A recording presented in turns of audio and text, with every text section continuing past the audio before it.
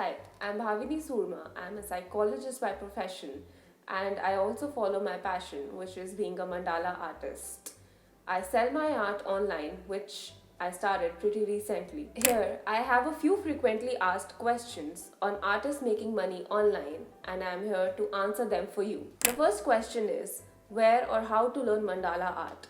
If you're interested in this art, you can go onto YouTube and look for videos, or you can follow some established artists in the field and learn mandalas through them. The second question is how to make the first dollar online.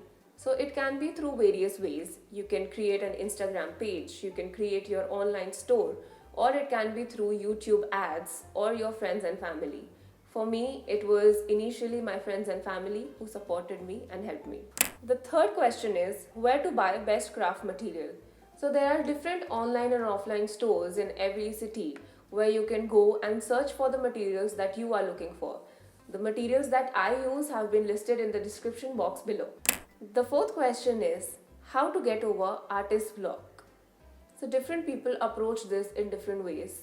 You can probably look at what other artists are creating. You can go out and look for your own inspiration, or you can just randomly start creating anything you feel like.